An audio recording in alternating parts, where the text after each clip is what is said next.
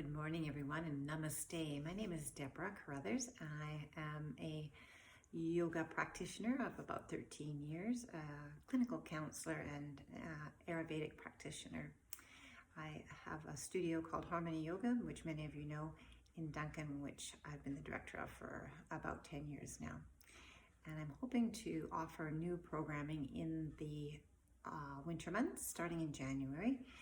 And my new programming and website will be called Harmony Wellness Evolution, as we have been living under terrific strain and stress and illness over the last 2 years with COVID. And for many of us, we've been living in a survival mode, including myself. I have a studio that I've been working very hard at keeping running and supporting our community and our students and keeping everyone safe.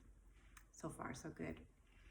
So this offering comes, I think, at a time that's really important for us to begin to think beyond just the crisis mode that we're in, to think about how do we have responsibility for the best health and wellness that we can have. And where we can draw upon is from both the Ayurvedic and yogic traditions, which have been around for thousands of years.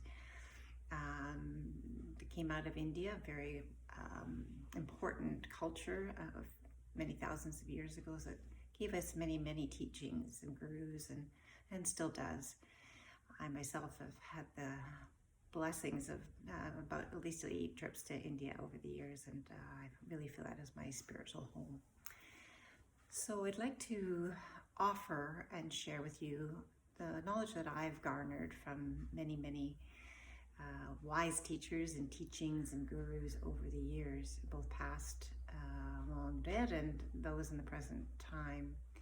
And the practices of yoga, which I've been doing for 13 years, and the practices of Ayurveda, which is really new for me in the last year, they are like 2 wings of the dove of peace, the dove of consciousness, the dove of harmony and unity in integrated living. So when we look at both of those wings, we're looking at the sciences behind a path of living that can help us come into perfect harmony, perfect balance as much as possible. It's hard to stay in balance when we're like ships bobbing in the sea, but it is possible with information and tools. So that's what I would like to be sharing with you in the future.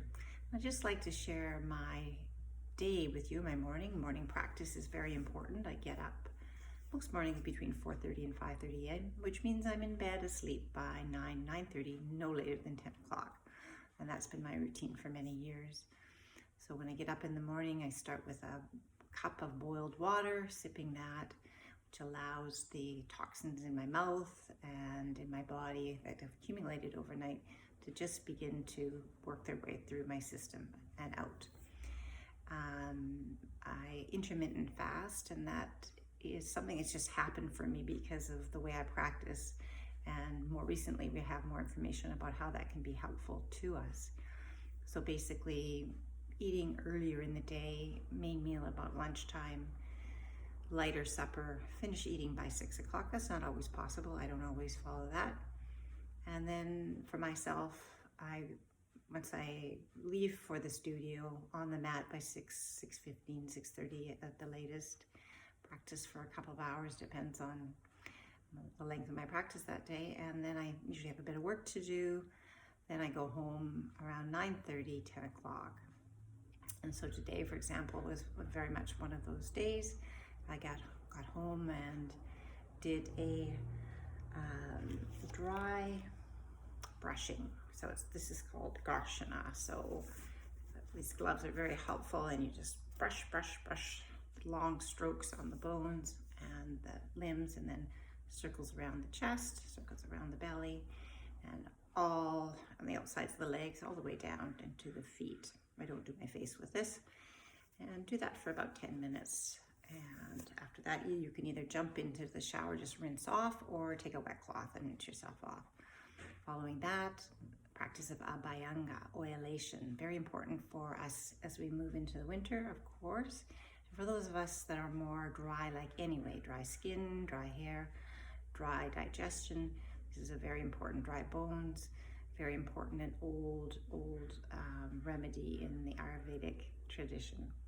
So what I do is boil water, fill up my little cup here, and place a cup in here so that the oil, it stays fairly warm in there. I use organic sesame oil because that's the best for my Vata nature. Some of you would use perhaps olive oil or another oil depending on your skin and constitution. This works best for my constitution. And so once it's at a nice warm temperature, I don't always do my hair, but this morning my hair is very dry. So I start with a head massage, a little generous bit of oil up in the crown of my head, and start from there massaging my whole skull around and back for about 5 minutes. Of course, that feels amazing. We love it when we go to the hairdresser and she massages our hair, and we just feel so relaxed. So the same thing happens when you're massaging yourself. And then I get all the hairs in there. And so it's very, very oily, and my hair is very thick, as you can see. So it really loves that. Then I start with my face, moving all the way around, give my face a nice massage, keep bringing that nice, generous amounts of oil around my ears, and then a little bit of warm sesame oil inside the ears. The neck, circles around the heart area, circles around the digestion area, circles around the breast, and then long strokes for the limbs. Circles around the elbows, around all of the joints, fingers, tips of the fingernails and all of that. Working down through the legs, and also then I spend a lot of time on my feet. I am on my feet in bare feet a lot of the day, every day, teaching yoga, and my feet really do need that extra support in massage, and also to keep them from being dry and cracked, which they haven't been in a couple of years. So I no longer have to buy expensive creams for dry and cracking feet, because my feet are always in good shape these days. So that is my morning routine, and it doesn't maybe fit into your schedule quite like that, but in my course I'll be helping people to incorporate these practices into their daily routine. And then for me, I did all of this before I ate breakfast, because when you eat, you want to feel clean. A lot of people have a shower in the morning before they eat. I don't shower until later because I go straight to the studio. So feeling clean, feeling purified, feeling nurtured, that I'm ready to have my meal. And it can be a combination for me of breakfast and lunch, just depends what what my body feels like it should be eating. So warm grains in the morning are really soothing and nurturing as a good start. Quinoa, oatmeal, those kinds of things. The foods that we'll be talking about foods and how they can nourish you, or how they can create more toxins in the body, as we look at our course coming up in January. And after I eat, I usually sit for 10 or 15 minutes, just letting the food really digest, not doing anything. It's a good time for quiet reflection and meditation. It doesn't have to be long. So you just feel the food moving into your body. You're actually in a restorative place, a nurturing place, resting place where you can digest your food. So one of the things that's very important in our 4 pillars of health in Ayurveda is what we take in, digestion, what we're eating, what we're also emotionally and environmentally taking in. How are we digesting that? The other thing is, how are we eliminating what we are digesting? So both are in our food sources, but also emotionally and mentally, what we're struggling with in a very difficult and challenging world right now. Sleep, of course, is, as we all know, is the most important thing. To feel good in the morning, to have the energy to do our practices, to be our best selves. So I'll be focusing a lot on sleep and how we can help ourselves sleep better.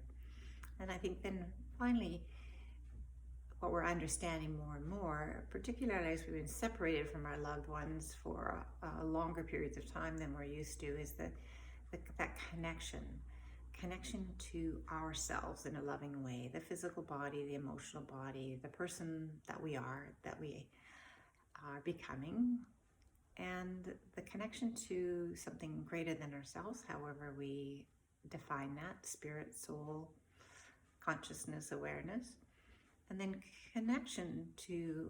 a deeper connection to our relationships, and that those are pillars of health, as science is also understanding that connectivity and connection is what helps us really build resiliency, strong immune systems, and happier lives, and no matter what we experience as we go through life.